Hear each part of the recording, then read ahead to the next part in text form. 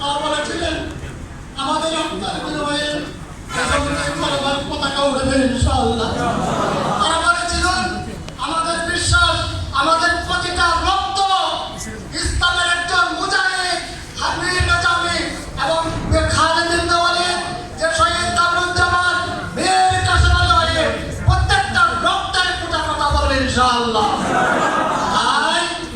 তারা যা চিন্তা করেছিল তা হয় নাই।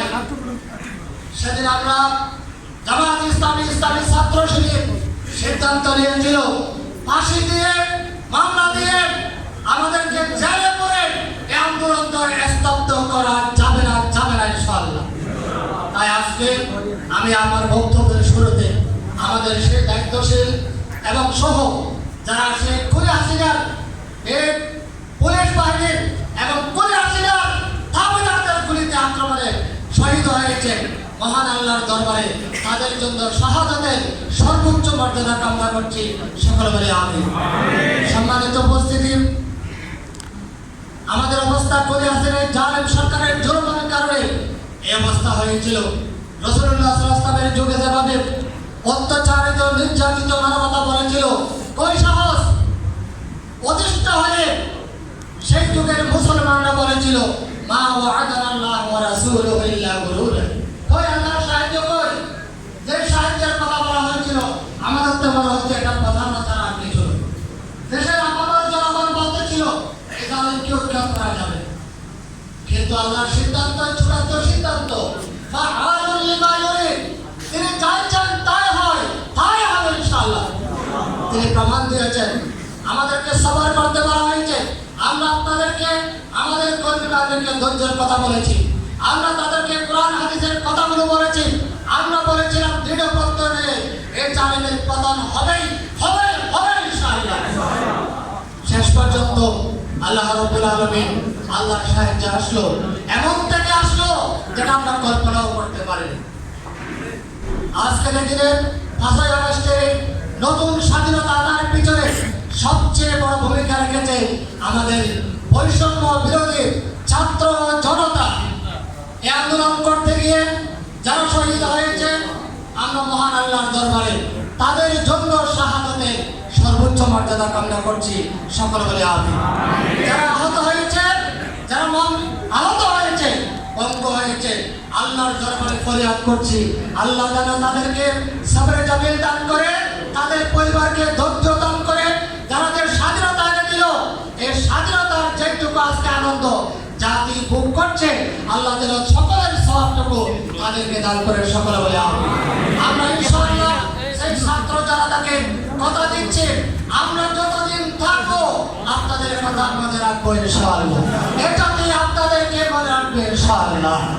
প্রিয় উপস্থিতি, এই অবস্থায় আমাদের স্বাধীনতা পেলাম। স্বাধীনতা পাওয়ার চেয়ে রক্ষা করাটাই হচ্ছে কঠিন।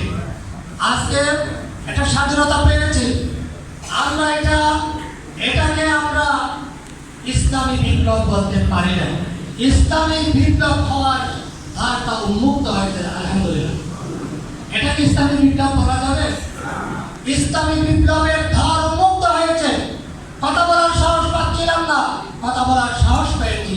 হাঁটার সুযোগ ছিল না, হাঁটার সুযোগ পেয়েছি।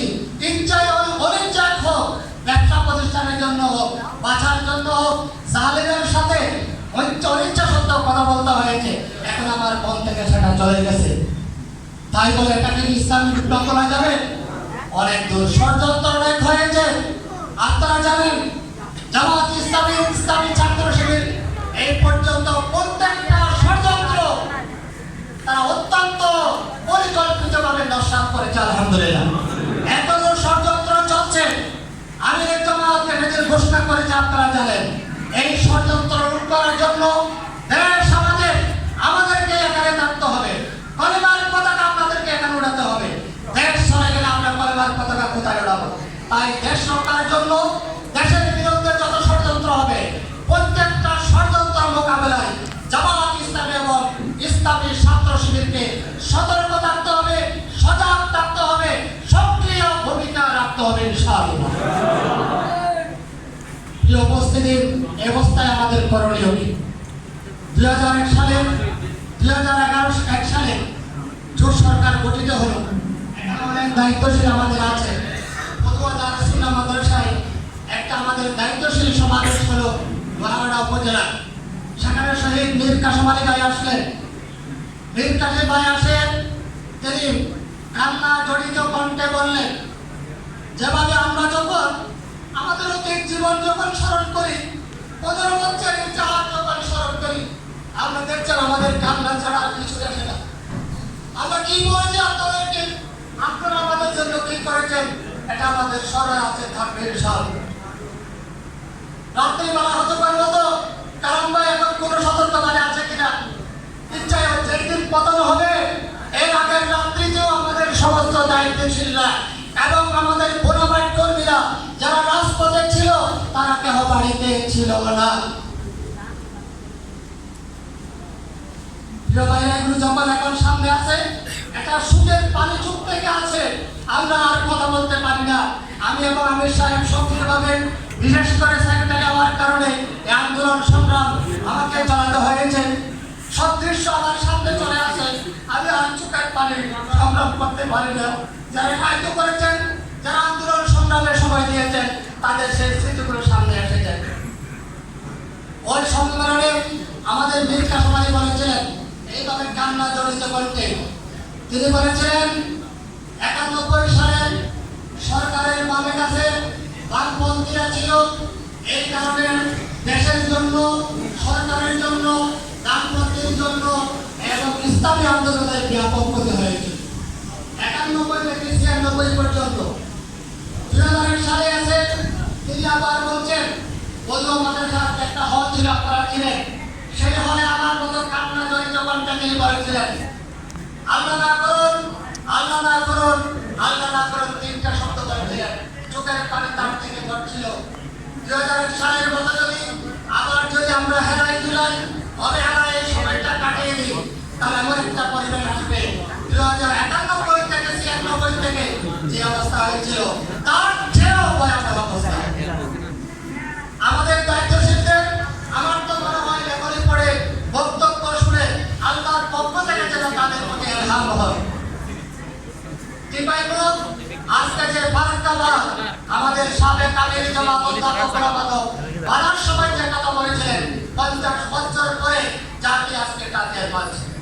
স্বাধীনতার সময় গোলাম আজম সাহেব জামাত ইসলামী যা বলেছেন, আজকে যারা সেক্টর কমান্ডাররা তাই বলতেন। ওই 2001 সালে মীর কাসেম আলীর বক্তব্য ছিল সেটাই, এই সময়টাকে আমাকে কাজে লাগাতে হবে। আল্লাহ রাসূল বলেন, ইনতানিম খামসান কাওলা খামস, তোমার জীবনের 5টা পর্যায়ে করবে, তুমি 5টা পর্যায়কে গনিমত বুঝো। এর মধ্যে একটা হচ্ছে ওয়াফারাত সকলে, তুমি জামানায় বাজার আগে জামানা মুক্ত যে সময় পাবে এটাকে কাজে লাগাও। নিয়ামাতানে মাকবুলুন ফিহিমা কাসীরুম মিনান নাস, দুইটা নিয়ামত একটা হচ্ছে সুস্থতা, আরেকটা হলো যে জামানা মুক্ত সময়।